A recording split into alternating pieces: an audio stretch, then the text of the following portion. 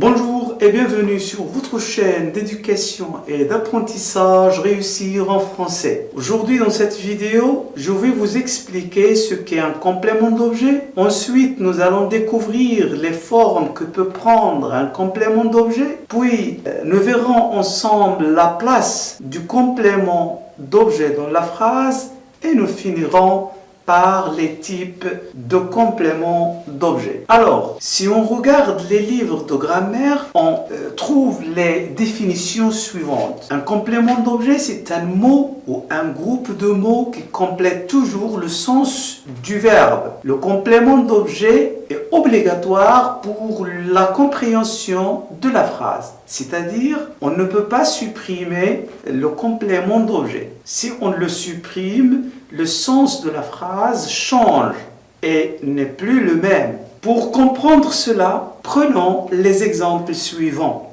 Je protège la forêt. Je salue mon professeur. Dans la première phrase, je, c'est le sujet, protège, c'est le verbe, la forêt, c'est le complément d'objet. Ce complément d'objet complète et précise l'action du verbe protéger.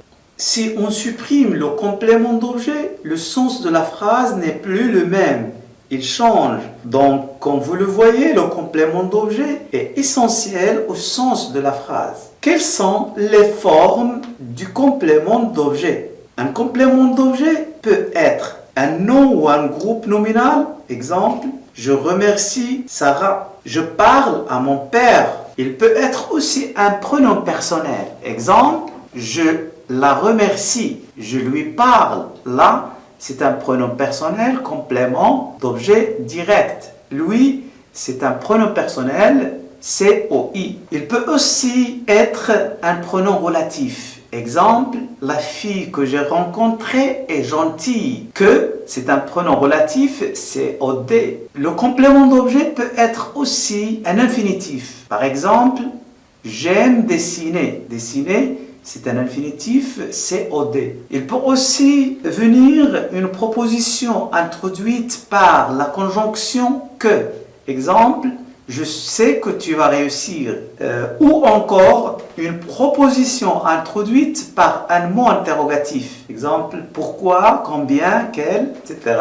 Exemple, je veux savoir pourquoi elle ne respecte pas le code de la route. La place du complément d'objet de la phrase. Comme nous le voyons dans les exemples précédents, le complément d'objet se situe après le verbe. Exemple, je protège la forêt, je salue mon professeur, je pense à ma mère. Mais il y a des situations et des cas où le complément d'objet se situe avant le verbe. Le premier cas, quand il est pronom. Exemple, je lui parle. Quand il est pronom relatif, la robe que j'ai achetée est belle. Quand il est mis en relief au début de la phrase, voyager, j'adore. Quand il est dans une phrase interrogative, exemple, quel exercice tu as fait? Ou encore, quand il est dans une phrase exclamative, quel beau chapeau tu as. Maintenant, les types de compléments d'objet. En français, il existe deux types de compléments d'objet. Le complément d'objet direct, c'est OD, et le complément d'objet indirect, c'est OI. Le complément d'objet direct, il précise le sens du verbe, il est relié directement au verbe, c'est-à-dire il n'y a pas de préposition. Et le verbe suivi d'un complément d'objet direct est appelé verbe transitif direct. Pour savoir le complément d'objet direct, il suffit de poser la question quoi, qui.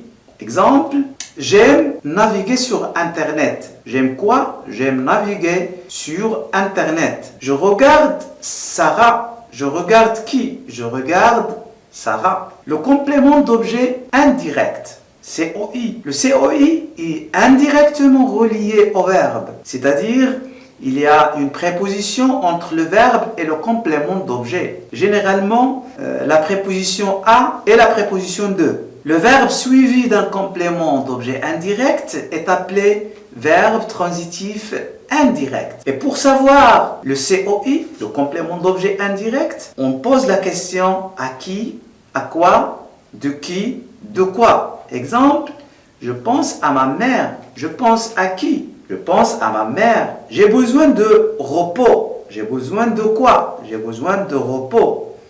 Pour conclure, identifier un complément d'objet et distinguer le complément d'objet direct d'un complément d'objet indirect est si important parce qu'il nous permet de mieux conjuguer les verbes au temps composé, c'est-à-dire ça détermine le choix de l'auxiliaire et aussi mieux choisir les pronoms compléments directs ou indirects. C'est ici que notre leçon d'aujourd'hui se termine.